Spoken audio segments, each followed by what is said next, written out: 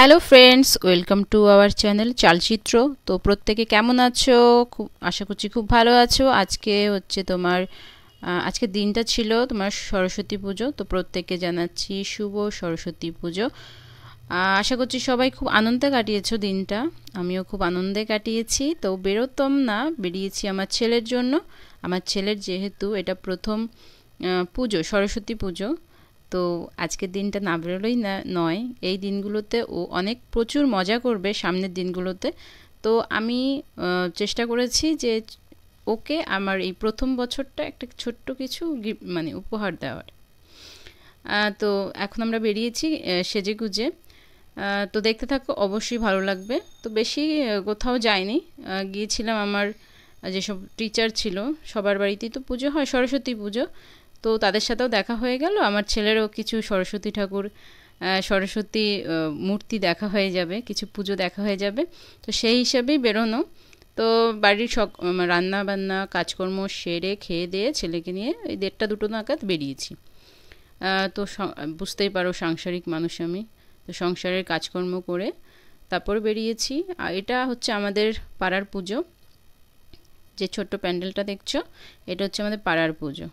তো আমি আর আমার হাজব্যান্ড আর আমার পুচকু মিলে আজকের দিনটা এনজয় করব।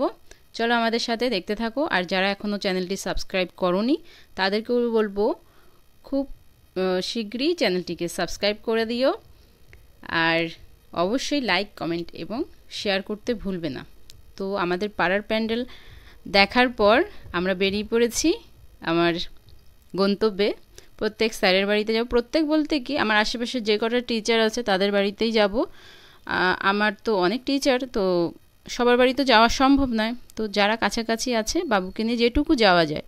এমনি বেলার দিকে বেরোচ্ছি, ওর এমনি ঘুম ঘুম পেয়ে যাবে, দুপুরবেলা ঠিক করে ঘুমায়ও নি। তো চলো দেখতে থাকো আর এনজয় করো।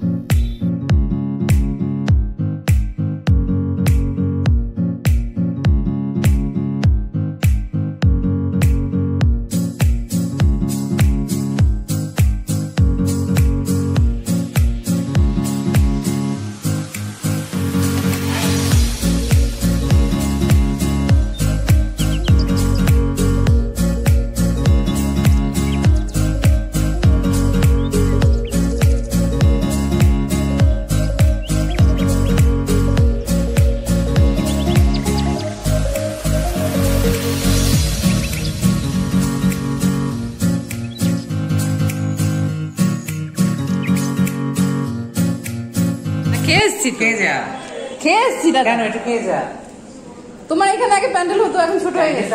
ছোট হয়নি, কাল বাদে পরশু, তো পরশু বাদে সব উচ্চমাধ্যমিক পরীক্ষা, ওর জন্য ছোট করে দিয়েছে। বুঝতে পেরেছি, সব ঠিক আছে, কিন্তু বাচ্চা কাচ্চা বেশি আনন্দ করে ফেলবে। আমরা দেখতে পেলে যে দাদার সাথে একটু কথা বলছিলাম, দাদা বাড়ি গেছি। তো তারপর দাদা অনেকবার খাবার জন্য প্রসাদের ব্যবস্থা ছিল, খাবার জন্য জোরাজোরি করছিল।